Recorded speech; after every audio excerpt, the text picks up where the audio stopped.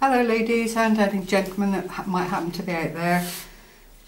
I'm a bit nervous. This is the first time I've done a tutorial or tried to do a tutorial, and at the suggestion of Mrs. J, anybody can do it, so here goes nothing.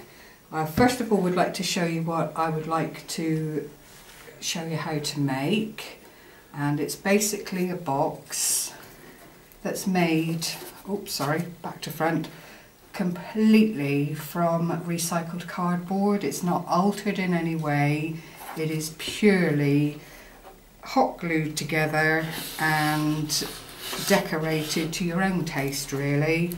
It's got a nice little flap, little button bit there to open. I've lined the inside, as you can see, all with the wonderful paper napkins that are readily available on eBay, a little bit of lace trim, and then on the bottom 4 little feet. As you can see, I hope that will just allow the little box to stand off the surface and make it more, glue strands, make it more of a presentation box. That was one. And the other one, bearing in mind we've got the seasonal theme going on at the moment, is just made from Christmas napkins with a ribbon bow, some paper flowers, a little bell that actually does tinkle. I don't know if you can hear it there. And in principle it's exactly the same as the other one, but you can see how different they look just from the choice of napkins that you make. And as everybody is aware, there are lots and lots of different napkins out there. Here's some just to mention but a few, all readily available on eBay and even from some stores in town that sell kitchenware and that kind of thing. So, you know, the choice is yours at the end of the day. So we'll move those out of the way and get on to the crux of the matter, which is how to make the boxes.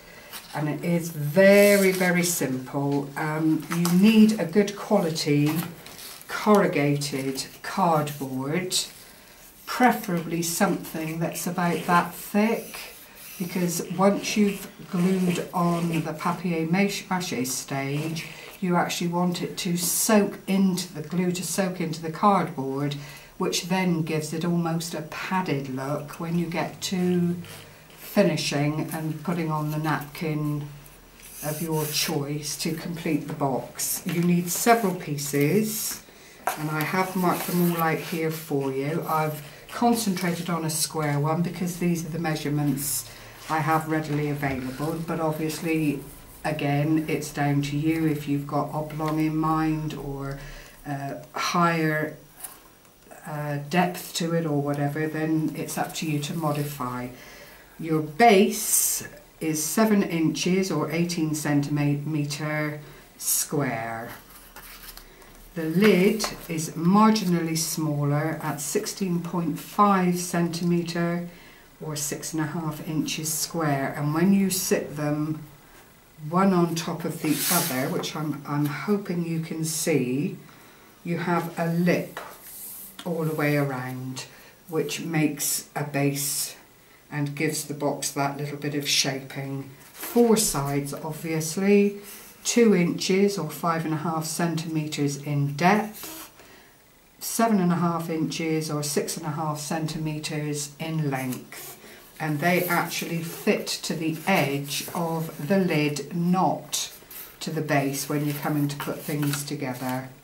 You also need then a tiny little tab which forms the front of the lid, and that one is 1.5 inches or 3.5 centimetres, and again the length of the lid, which is approximately 16.5 centimetres. I rounded it up because I'm an old-fashioned girl. I like my feet in inches and got in a bit of a fuddle when I tried to convert it all. So that is your box in all its glory to start. You then need your hot glue gun. I'm not going to run through the whole process because actually to do the box justice, it's a 3-day process if you're going to dry it out without putting it under your heat guns or anything like that. And basically all you do is take the lid to the base. Am I in picture, Gary? Take the lid to the base, draw around it with a pencil or a pen, whichever suits you best, and then you take your sides, hot glue and put it inside, have the thickness of the cardboard inside the line you've drawn, so the outer edge is in line with the line that you previously drew. I would suggest you glue both the sides down first, and then you would introduce the third one in this manner, trying to keep your edges nice and neat. And you'll find that once you've got the two down, you've got a very firm base to put the other two pieces into.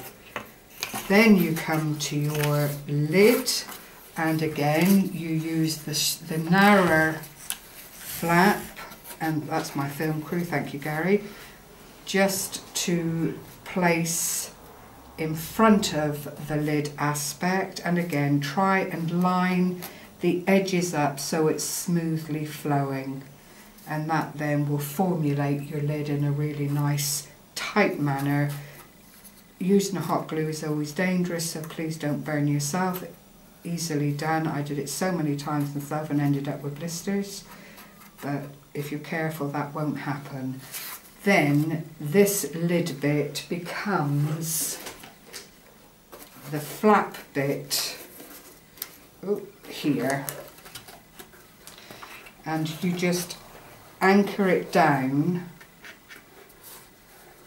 in such a way, and I can't explain it to you because when you get to it you'll realise, you have it straight out, and then you literally allow, once the hot glue is used to anchor it, you need your crease on the outside edge, and that just gives you that hinge affair, which is actually quite sturdy and allows the box then to be ready for decoration. Just bear with me 1 minute, I've got to go and get the box that shows you that in when it's all done.